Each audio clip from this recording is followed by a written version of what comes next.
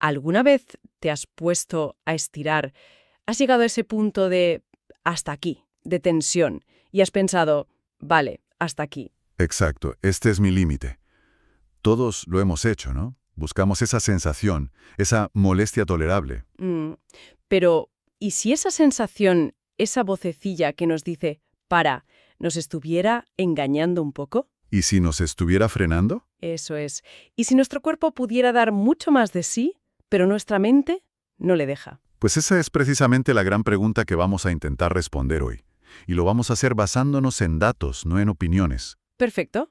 Nuestra fuente es un estudio que a mí me pareció fascinante. Se titula, a ver que lo digo bien, Participant and Researchers' Perceptions of Stretching Intensity and Muscle Tension in Hamstrings and Shoulder Stretch in Healthy Young Adults. Un título largo. Sí, bastante académico. Es de Catherine Barrett, Javier Gene Morales y su equipo, y se publicó en el Journal of Sports Science and Medicine en la edición de marzo de 2026. Genial. Entonces nuestro objetivo hoy es desgranar este estudio, ver si de verdad existe esa brecha entre lo que sentimos por dentro al estirar y lo que un experto puede sentir desde fuera simplemente tocando el músculo. Exacto. Y no solo eso. Ah, hay más. Sí, el estudio va más allá. También analiza cómo factores como el sexo, si entrenas mucho o poco, o tu experiencia previa, cómo todo eso influye en esa posible desconexión. O sea, la pregunta del millón es, ¿coinciden la percepción de quien estira y la de quien le estira? ¿O son dos mundos distintos? Esa es la pregunta. ¿Están calibradas de la misma manera? Vale, me encanta. Es el montaje perfecto para pillar a nuestro cerebro infraganti. Tengo muchísima curiosidad. Así que vamos a desglosar esto. ¿Cómo te las ingenias para medir algo tan personal, tan subjetivo, como la sensación de un estiramiento?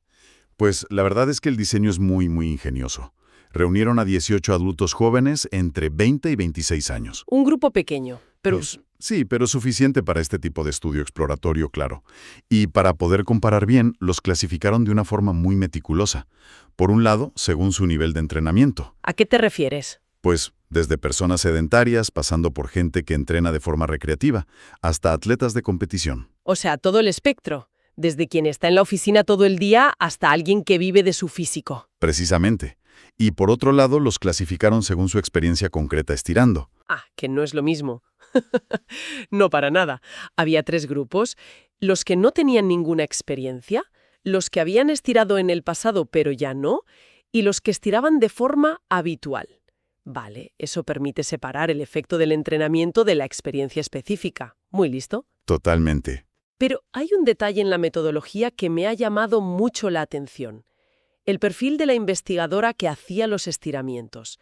No era una persona cualquiera, ¿verdad? No, para nada. Y este es un punto clave. La investigadora principal era una exmiembro del equipo nacional de natación artística. Y además, entrenadora.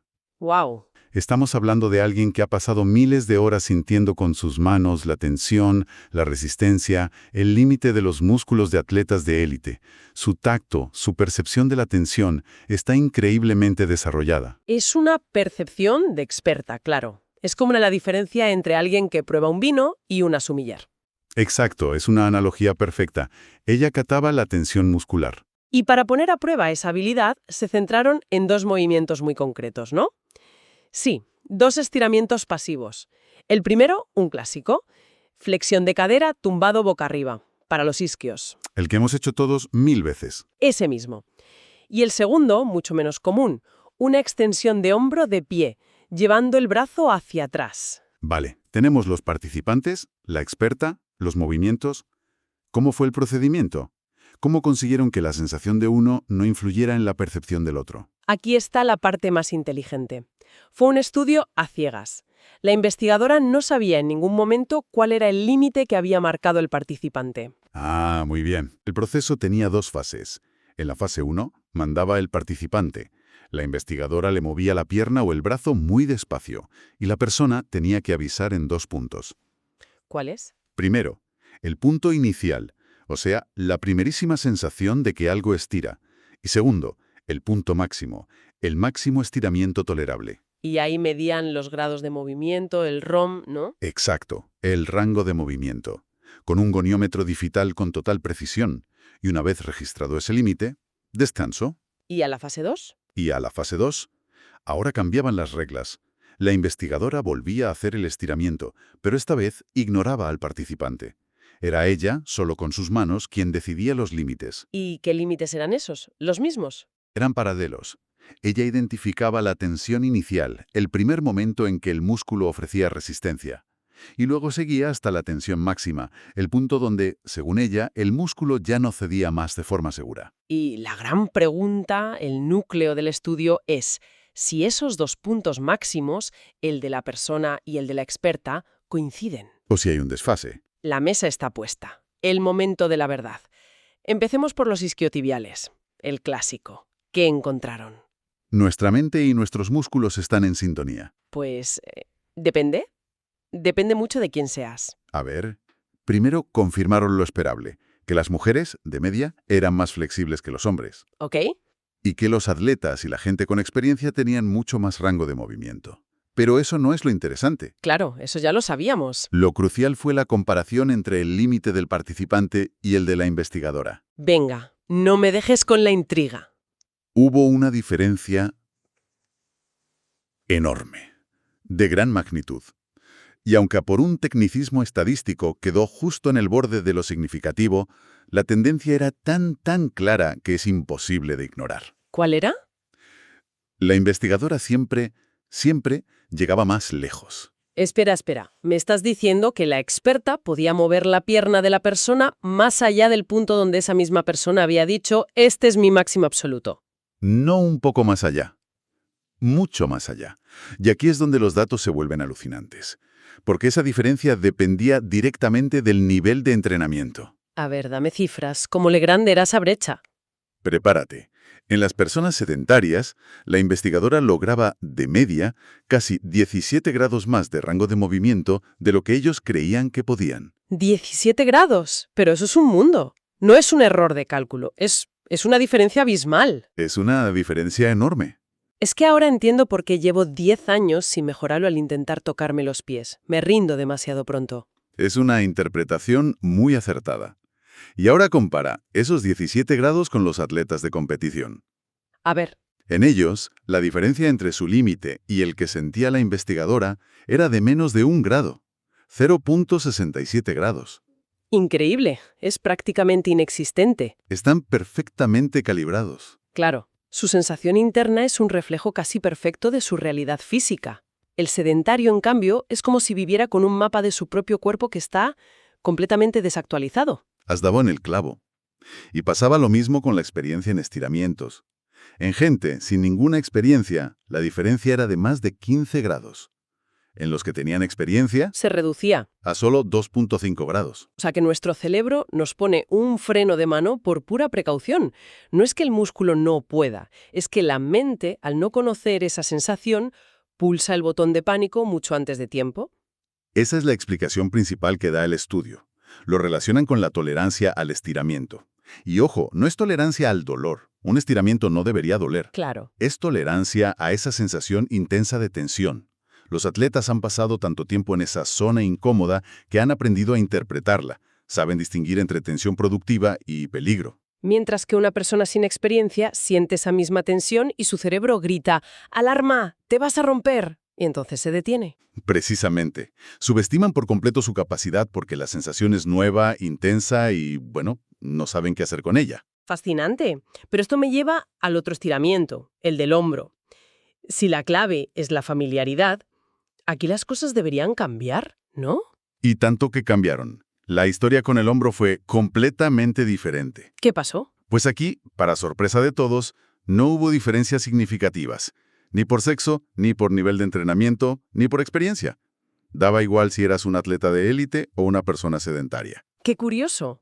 Puede ser que con los isquios todos tengamos una idea, una especie de prejuicio de hasta dónde podemos llegar, pero con un movimiento raro como el del hombro, ¿todo el mundo va a ciegas? Exacto. Esa es la hipótesis que plantean.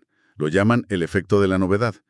Se dieron cuenta de que las actividades diarias, como coger algo de un estante, requieren unos 40 o 45 grados de extensión de hombro. Vale. Pues en el experimento, la primera sensación de estiramiento aparecía, de media, a los 52 grados. Estaban ya en territorio desconocido, explorando un rango de movimiento que nadie usa en su día a día.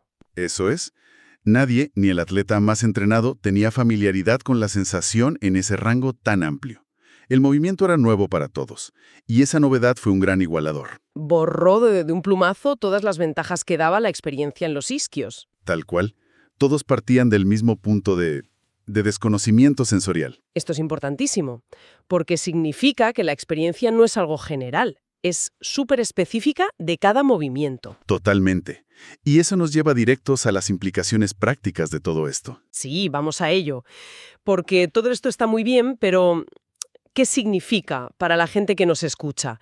Para alguien que estira en casa o en el gimnasio. Pues el estudio lo resumen en varias conclusiones muy potentes. La primera, y quizá la más importante, la percepción interna, lo que tú sientes, y la externa, lo que un experto siente, son fiables. Pero... No son intercambiables.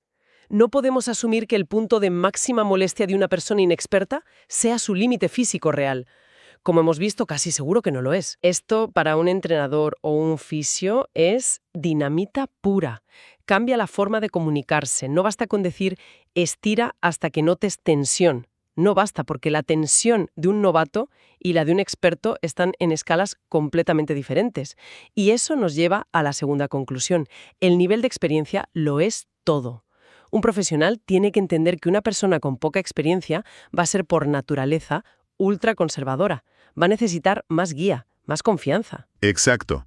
Más familiarización para atreverse a explorar una intensidad que sea realmente efectiva. Pero espera, esto me suena un poco peligroso. Si le decimos a alguien que ignore esa señal de molestia máxima de su cerebro, ¿no corremos el riesgo de una lesión? Esa es la pregunta del millón. El estudio no dice que ignores a tu cuerpo. Dice que aprendas a interpretarlo mejor. Ah, vale. No se trata de forzar hasta el dolor. Nunca. Se trata de un proceso gradual. Un buen entrenador no te empuja 17 grados de golpe. Te ayuda a ir un poquito más allá, a que te familiarices, a que tu cerebro recalibre su alarma de pánico. Es reeducar la percepción. Es un diálogo, no una imposición. Y la tercera conclusión, supongo, tiene que ver con el hombro, con la especificidad. Exacto. El tipo de estiramiento lo cambia todo. La familiaridad es clave. Por eso, incluso con un deportista experimentado, si le pones un estiramiento nuevo, tienes que tratarlo como si fuera un principiante en ese movimiento. Porque sensorialmente lo es. Si tuviera que quedarme con una sola idea de todo esto, sería esa. Lo que sentimos como nuestro límite al estirar no es una verdad absoluta. Es más bien una opinión del cerebro, basada en la experiencia. Y si la experiencia es poca... La opinión del cerebro es, francamente, demasiado cautelosa. Me parece un resumen perfecto. Hay una brecha, a veces enorme, entre la sensación subjetiva y la capacidad real del tejido. Lo cual nos deja una reflexión final para casa, ¿no? Porque la mayoría no tenemos a un exatleta de élite a nuestro lado. Efectivamente. Y el estudio nos lo pregunta indirectamente. Sin un experto, ¿cómo aprendemos a autocalibrar nuestra percepción? ¿Cómo podemos ser nuestros propios entrenadores sensoriales? Para que sea efectivo, pero también seguro. Quizás la clave no es solo escuchar al cuerpo, esa frase que repetimos tanto. Quizás la clave es aprender a interrogarlo, a dialogar con él. Me gusta esa idea. No solo escuchar, sino preguntar activamente. ¿Esto es una molestia de daño inminente o es la incomodidad del cambio, de la adaptación? Exacto. Es un proceso de aprendizaje, de familiarizarnos con esas sensaciones para entender cuándo una molestia es la que produce mejoras y cuándo es una señal roja. Y ese aprendizaje, como demuestra este estudio, solo viene con la práctica. Un análisis de verdad revelador. Recordamos que esta conversación se ha basado en el artículo Participant and Researcher Perceptions of Stretching Intensity de Catherine Barrett, Javier Gene Morales y su equipo, publicado en el Journal of Sports Science and Medicine. Para quienes quieran profundizar, de verdad recomendamos mucho leer el estudio original. Es de esos que te cambian la perspectiva, sin duda. Da mucho que pensar sobre la relación que tenemos con nuestro propio cuerpo. Totalmente. Y para no perderse futuros análisis en profundidad como este, que buscan desentrañar la ciencia que hay detrás de nuestro día a día, no olviden seguir el canal y activar las notificaciones.